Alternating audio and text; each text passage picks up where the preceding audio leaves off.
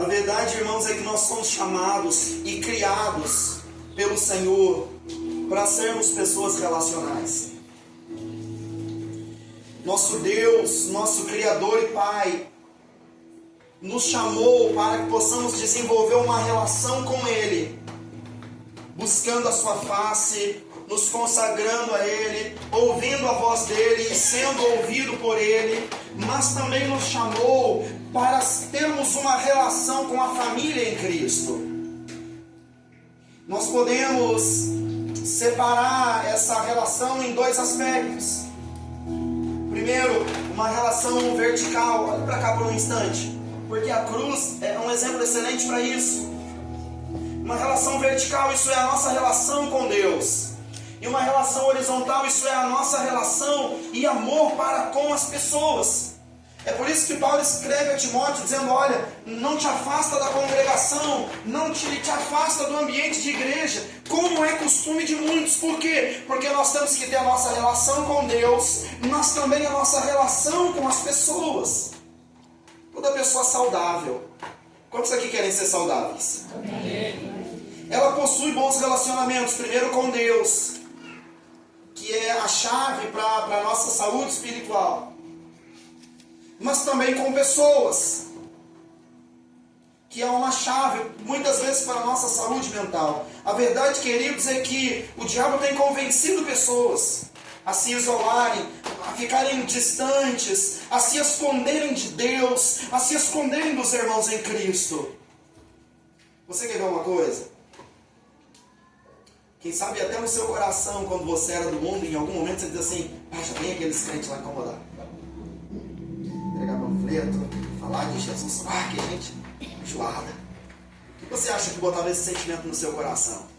Eu vou falar a verdade, gente. No mundo hoje, qual é o segmento ou quem ainda abraça, muitas vezes sem ser abraçado? Quem ama sem ser amado? Quem entende sem ser entendido? Quem se envolve com o outro sem esperar nada em troca? Quem senão os crentes? Então você percebe que muitas vezes esse tipo de sentimento ele vem do inimigo com o propósito de nos isolar. Existem vários motivos pelo qual tem pessoas isoladas. O primeiro e principal motivo é o medo. Muitas pessoas se bloqueiam para novos relacionamentos porque tem medo. Medo de frustração, medo de ser decepcionado, medo de ser angustiado. Nós falaremos logo ali na frente. O segundo motivo pelo qual pessoas não se relacionam com Deus e com os outros são os traumas e feridas do passado. Quantos aqui conhecem pelo menos uma pessoa que já foi fervoroso em Deus e hoje está afastado da igreja? Talvez seja unanimidade se você falar com essa pessoa. Você vai dizer assim: você está afastado por quê? Porque eu me entristeci, porque eu me feri, porque eu me angustiei com determinada igreja e por isso não quero ir mais, não vou mais. Então você percebe que uma pessoa que se feriu lá atrás, ela bloqueia o seu coração para novas experiências, porque no fundo, uma ferida que foi aberta lá atrás ainda não foi curada. Você está entendendo, querido? Então os traumas do passado nos impedem de viver novas experiências, novos relacionamentos, novas pessoas. O medo de novas experiências e de novos relacionamentos se dá porque lá atrás muita gente frustrou as nossas expectativas.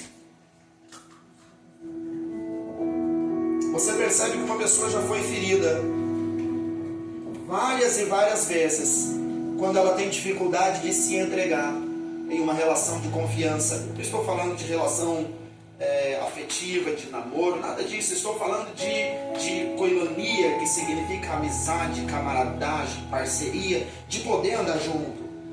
A verdade, queridos, é que o problema não está, nem nunca esteve, em você se relacionar com Deus.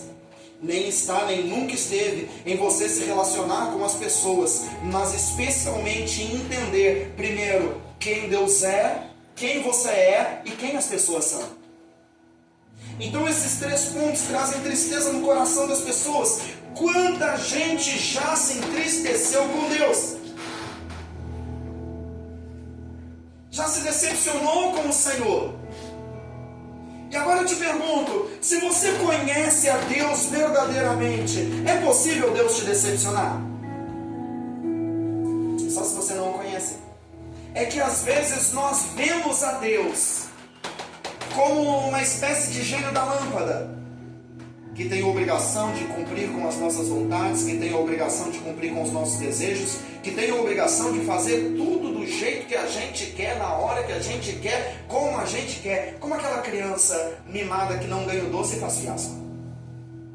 Então às vezes nós nos portamos exatamente dessa forma, e quando Deus não faz, a gente faz o quê? Bate o pé e fica bravo, e que Deus é esse? E às vezes até mesmo busca outros deuses. Às vezes deuses que te fazem caminhar 20 km, 25 km, 30 km.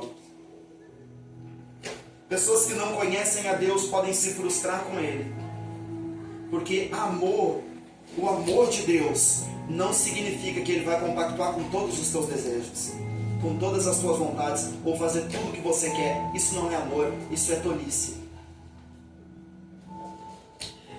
Muitas pessoas se entregam a relacionamentos com pessoas e se frustram porque saem confiando em pessoas que não conhecem, e até mesmo se frustram porque não recebem aquilo que esperavam de determinada pessoa ao qual se relacionou, seja num relacionamento de amizade, seja conjugal, seja o que for. Muitas pessoas se frustram. Por quê? Porque dão e não recebem de volta. Esse modelo de relacionamento, está errado.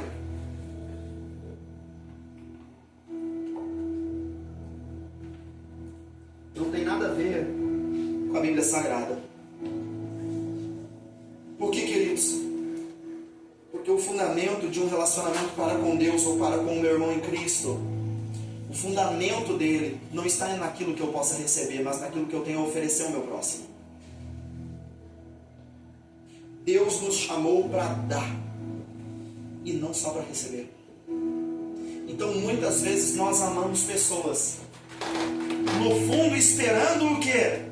Que ela nos ame de volta. Muitas vezes nós abençoamos pessoas, no fundo esperando o quê? Que ela nos abençoe de volta. E quando isso não acontece, fulano é ingrato, essa pessoa não serve, essa pessoa não presta, é isso, é aquilo, é aquele outro, nada disso. Se você quer ter relacionamentos saudáveis, aprenda a dar sem esperar nada em troca. Aprenda a abraçar muitas vezes sem ser abraçado. Aprenda a amar sem ser amado. Aprenda a te entregar muitas vezes sem receber. Por quê, queridos? Porque cada um dá o que tem. E às vezes aquela pessoa não tem para te devolver, no sentido de gratidão, no sentido de amor, no sentido de carinho. E aí o que eu faço? Eu recebo tanto amor de Deus, e eu compartilho tanto o amor de Deus para com aquela pessoa, que daqui a pouco ela também estará cheia e terá essa gratidão no coração dela para entregar. Quando estamos em Deus, temos vontade de andar com pessoas que amam a Deus. Quando nos afastamos de Deus, queremos nos afastar das pessoas que andam com Ele.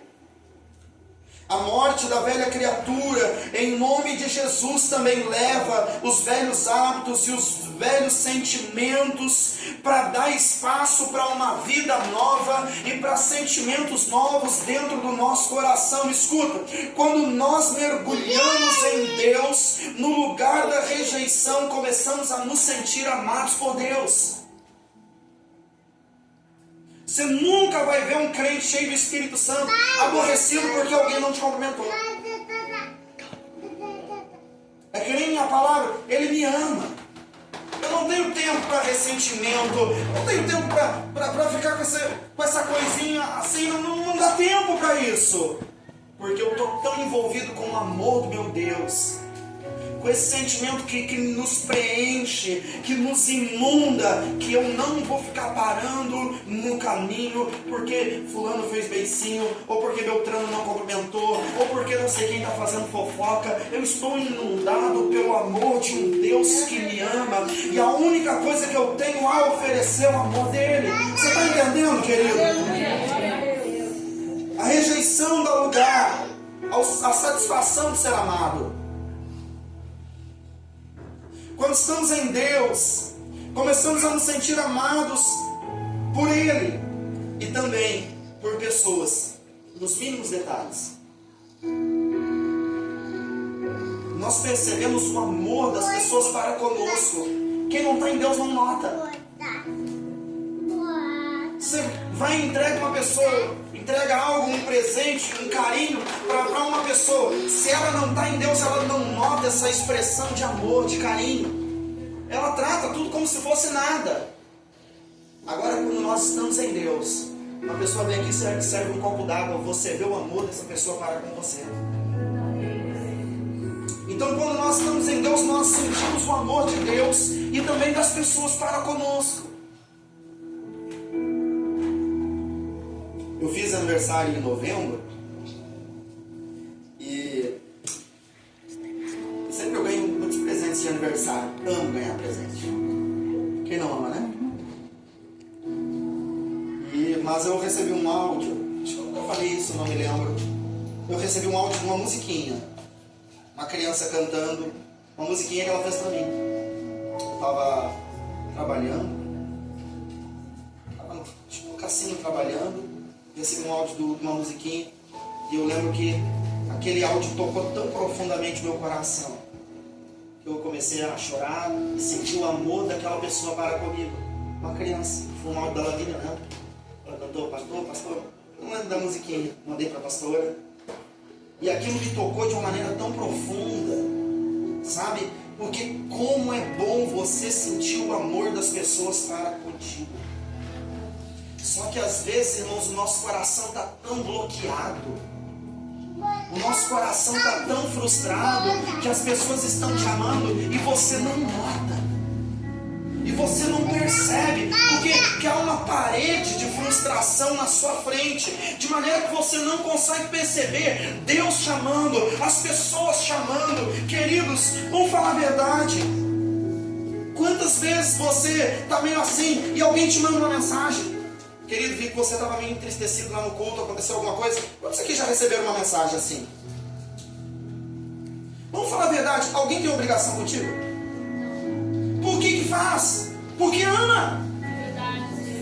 Alguém aqui não tem nada para fazer que diz assim, poxa vida, eu vou pensar em alguém aqui para perder tempo. Não, todos nós temos uma vida corrida e muito corrida, eu conheço. Então por que a pessoa te procura? Por que a pessoa te manda uma mensagem? Por que a pessoa te libera uma palavra de carinho? Porque te ama. Mas quando nós percebemos isso, quando nós entendemos que somos inundados pelo amor de Deus.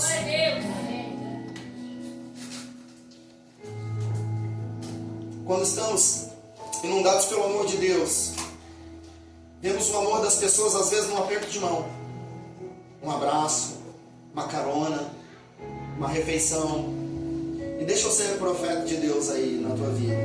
Quando alguém te paga um lanche, dá uma cutucada aí, meu irmão.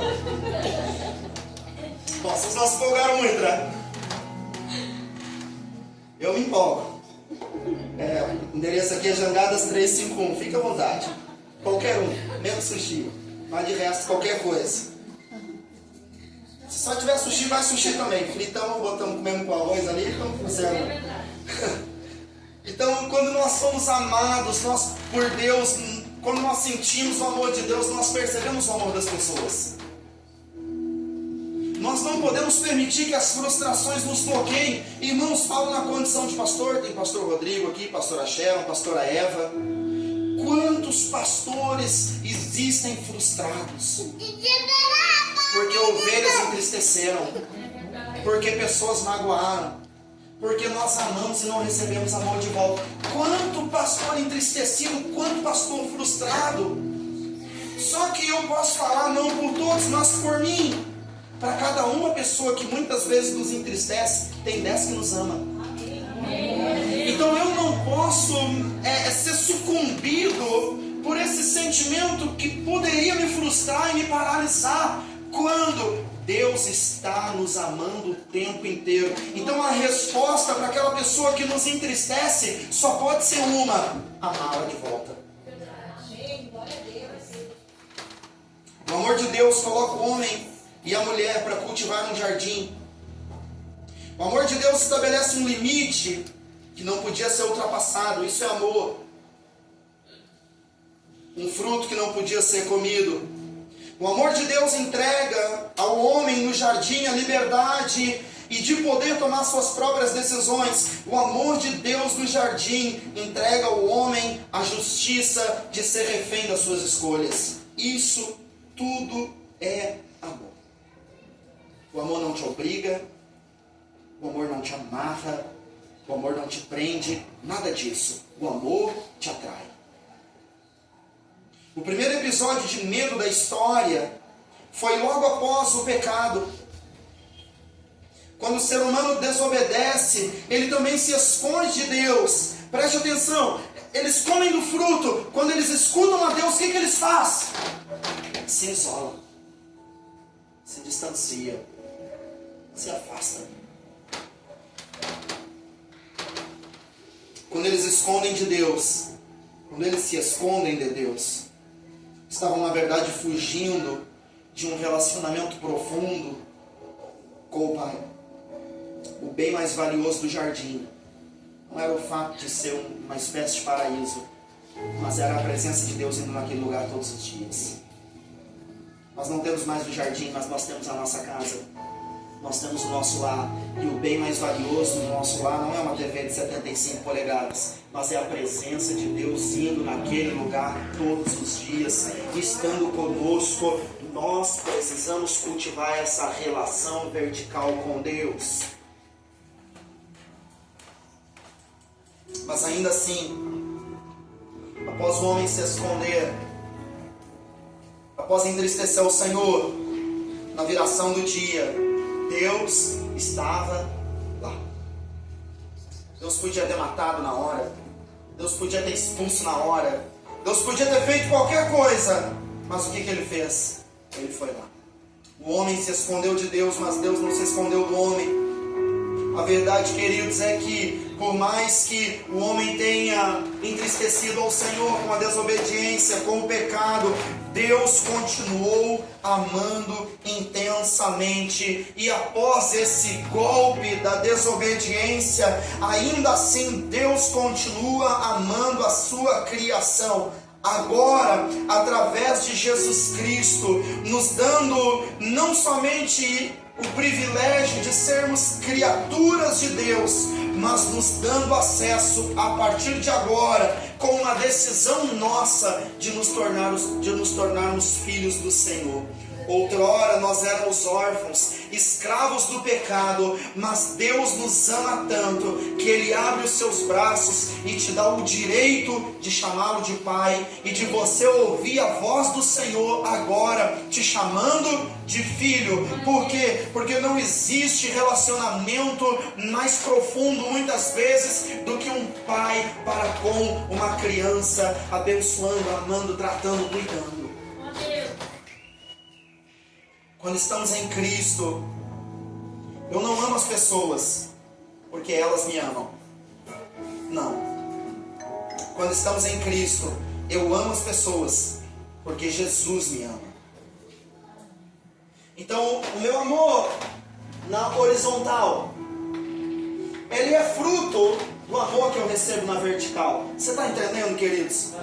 Então, às vezes nós estamos tão cheios do amor de Deus que a única coisa que nós temos para oferecer é o amor de Deus.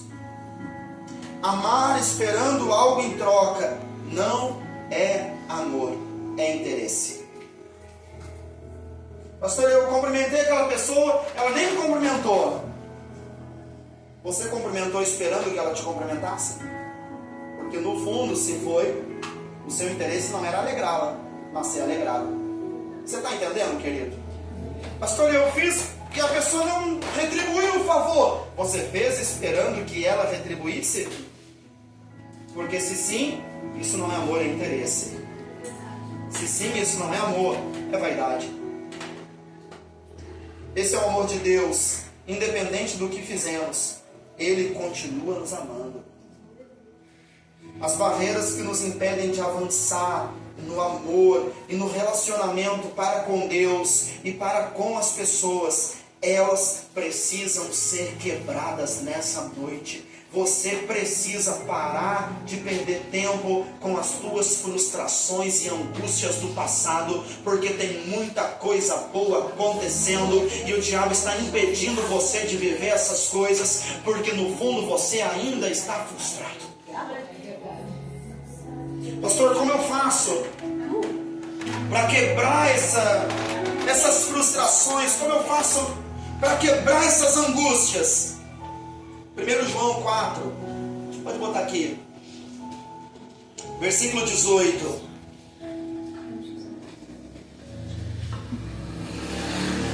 Olha o que diz: no amor não há medo. Pelo contrário, o perfeito amor lança fora todo o medo. Porque o medo envolve castigo, e quem teme não é aperfeiçoado no amor. Nós amamos porque Ele nos amou primeiro. Se alguém disser, amo a Deus, mas odiar o seu irmão, esse é mentiroso. Pois quem não ama o seu irmão, a quem vê, não pode amar a Deus a quem não vê.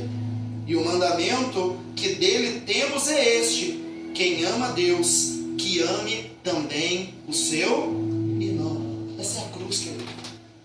Nosso relacionamento vertical, nosso relacionamento com Deus, relacionamento horizontal, nosso relacionamento para com as pessoas. Quando mergulhamos na tsunami do amor de Deus, é impossível você ficar parado nos medos.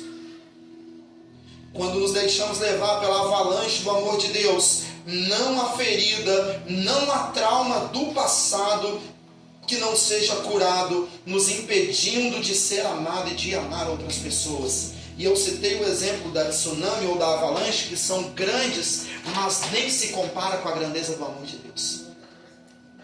Diante do amor de Deus nós somos restaurados, diante do amor de Deus nós somos curados, diante do amor de Deus nós somos libertos, diante do amor de Deus nós sentimos o amor e temos amor para dar. Agora, nós precisamos entender, irmãos, que nós entramos para um outro pensamento da palavra. Nós escutamos tudo, mas só ouvimos aquilo que queremos.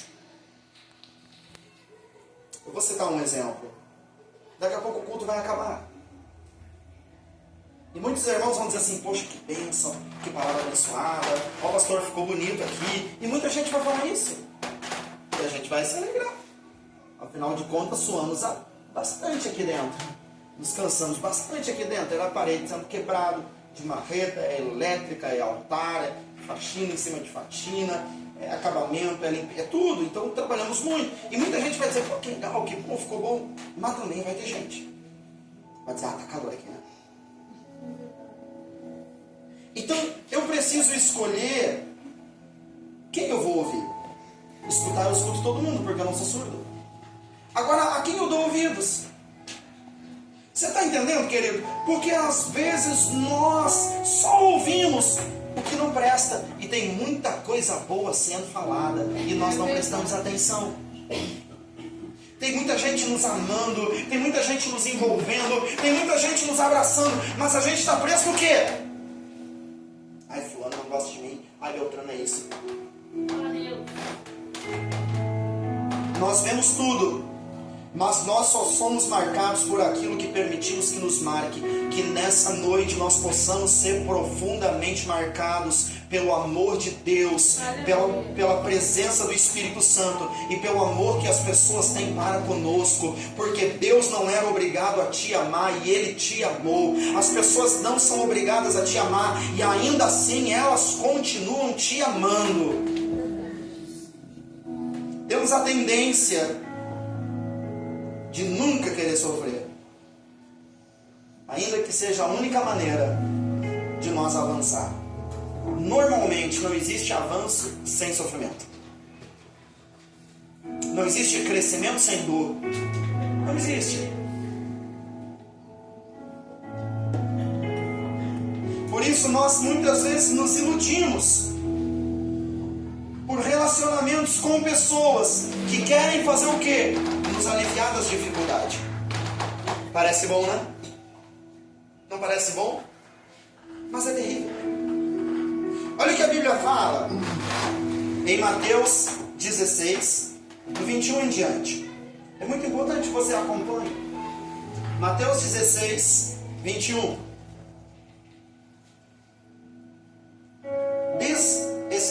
Desde esse tempo, Jesus começou a mostrar aos seus discípulos que era necessário que ele fosse para Jerusalém. Sofresse muitas coisas nas mãos dos anciãos, dos principais sacerdotes e dos escribas. Fosse morto e ao terceiro dia ressuscitasse.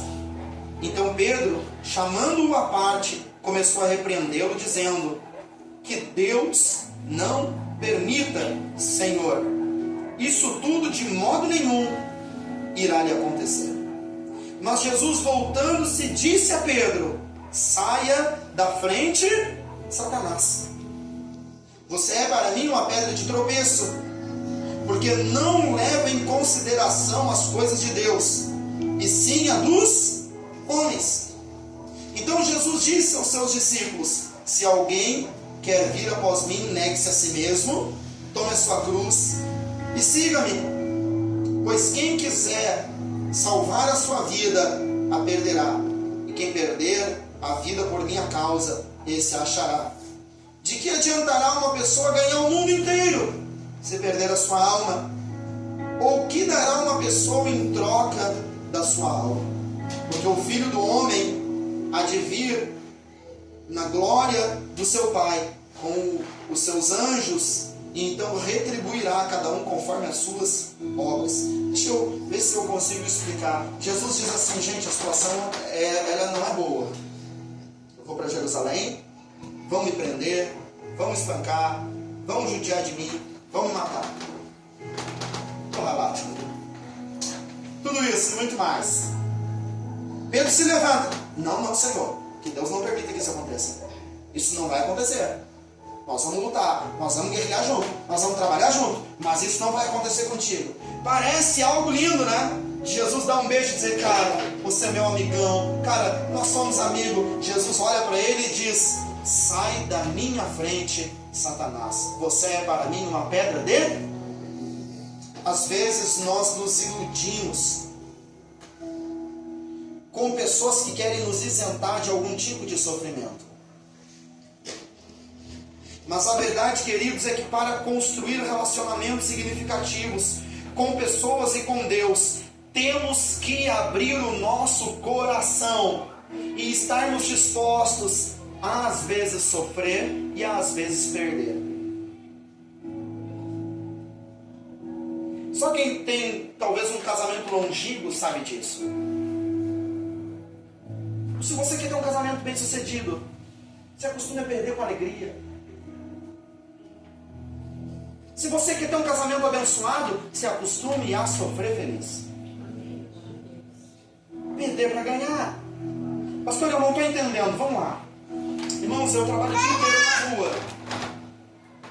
Sou vendedor, os irmãos sabem, então todos os dias visito uma planilha de clientes, enfim, passo o dia inteiro fazendo negócio, fazendo conta, me relacionando com pessoas. Então quando eu chego em casa, às vezes já esgotou a minha vontade de falar, às vezes já esgotou a minha vontade de estar na rua, mas a pastora estava em casa, viu pouca gente, estava na volta. Então qual é o desejo dela? Quer sair, quer ver gente, quer passear, essas coisas. Aí nós temos duas opções, ou tem um confronto. Tu quer sair, eu não quero, quer passear, eu não quero, tá. Na maioria das vezes, se ela perceber que eu estou um pouquinho cansado, ela nem convida. E se eu perceber um pouquinho que ela quer passear, eu já sou o primeiro a saltar. Vamos dar uma volta? Por mais que a minha vontade seja ficar em casa. E quando a gente sai, isso é aprender a sofrer feliz. A minha vontade, quem me conhece sabe que quando eu saio, meu primeiro objetivo é voltar para casa. Eu gosto de voltar para casa. Quando a gente sai, se não dá certo, você nunca vai me ver dizendo assim: eu disse que não era pra gente ir, não queria vir mesmo. Então, porque a gente se alegra porque estamos construindo algo juntos. Um relacionamento saudável é você estar disposto a perder.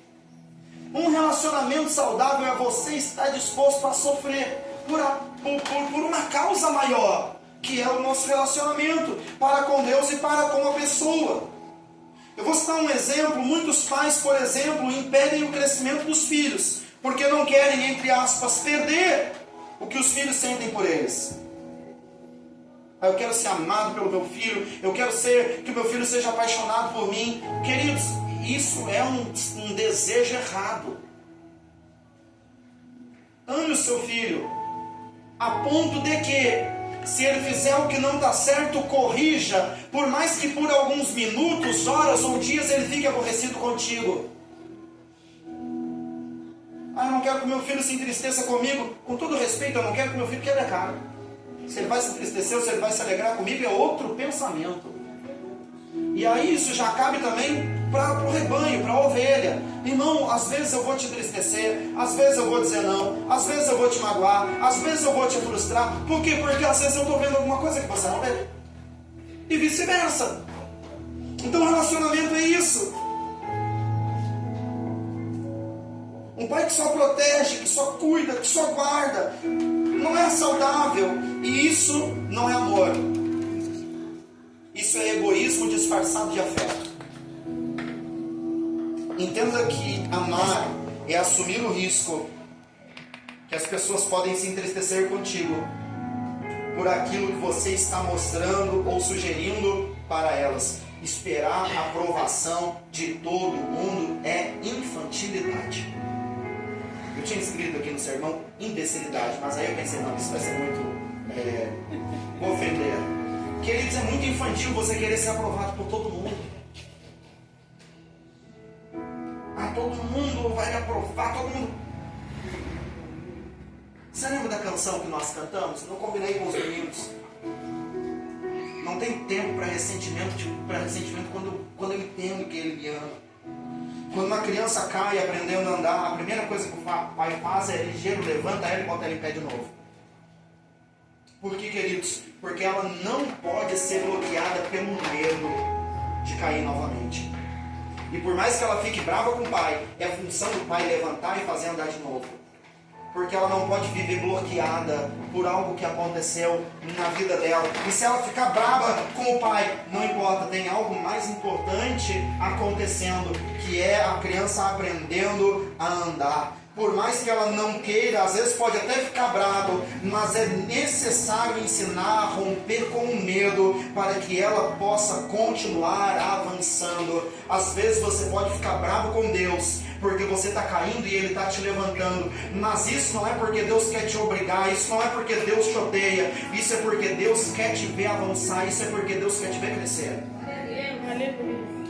Eu não tenho dúvidas que Deus Pai amava e ama o seu Filho Jesus. Eu não tenho dúvida disso. Mas perceba que nem por isso Deus Pai isentou Jesus Cristo de todo o sofrimento que Ele passou. Pastor, que Deus ruim tinha algo muito maior em jogo. A Bíblia fala que a glória, que a leve e momentânea tribulação não se compara com a glória que há de nos ser revelada. Deus Pai podia dizer assim: ai, coitadinho do meu filhinho, ai, pobrezinho, eu vou isentar ele desse sofrimento, eu vou isentar ele dessa dor. Não, vem para cá, vem para debaixo da asinha do papai. Ele estaria acabando com algo muito maior, muito mais profundo e muito mais importante. Ou o maior acontecimento da história, que foi a obra da cruz do Calvário. Às vezes, queridos, nós pensamos que amor e afeto são as mesmas coisas, e não é. Amar muitas vezes entristece, amar muitas vezes pode até magoar a pessoa. Isso muitas vezes é amar. Nos encaminhando para o final, quando Jesus visitou a casa da Marta, da Maria, vocês lembram disso? Uma faz a escolha de querer impressioná-lo. Vou preparar o bolo mais gostoso. Vou deixar a louça bem ilustre. Vou preparar um um suco gostoso. Vou fazer tudo maravilhoso. E ela corre para cá, e corre para lá, e corre para lá, e corre para cá, e corre para lá, e corre para cá. Com o intuito de servi-lo da melhor maneira possível. A verdade, queridos, é que muitas pessoas estão distraídas fazendo para Deus aquilo que Deus nunca pediu para fazer. Em nome de fazer a obra de Deus, tem muita gente sucumbindo à sua salvação, porque se esqueceu que o mais importante é o relacionamento. Então não é sobre fazer a obra para, é sobre fazer a obra com. A minha função como obreiro, como alguém que está envolvido na obra, é entender o que Deus está fazendo. E a minha oração é, eu digo assim, Deus, não permita que eu lhe atrapalhe. Se eu estiver atrapalhando, me bota para escanteio. Eu não quero te atrapalhar, mas eu quero fazer o que você está fazendo. Enquanto Maria escolheu simplesmente sentar aos pés de Jesus e ouvir o que ele tinha a dizer. Porque onde Deus está não tem nada mais importante para fazer, a não ser ouvir o que ele tem para falar conosco. Nada substitui o nosso relacionamento com Deus. Fazer a obra é importante. Estar envolvido é importante. Fazer coisas para Deus é importante. Mas nada disso pode substituir o teu relacionamento com Ele. E nem tampouco com as pessoas que amam ao Senhor. Se coloque de pé nesse momento, feche os seus olhos.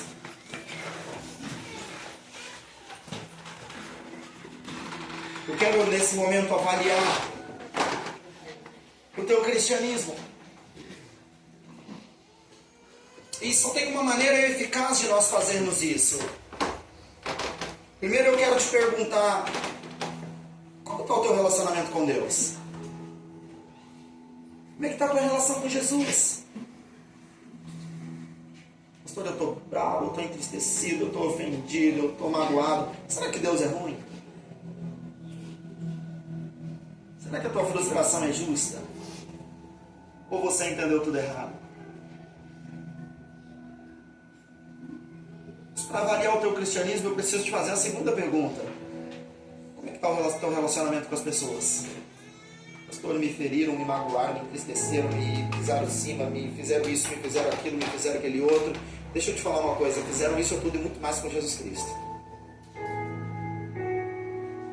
E na hora que ele podia condenar todo mundo, ele libera uma palavra dizendo: Pai, perdoa. Eles não sabem o que estão fazendo. Então nós precisamos avaliar os nossos corações, pensando na cruz. Como está a minha relação com Deus? Como está a minha relação com as pessoas? Porque esse é o Evangelho de Jesus Cristo.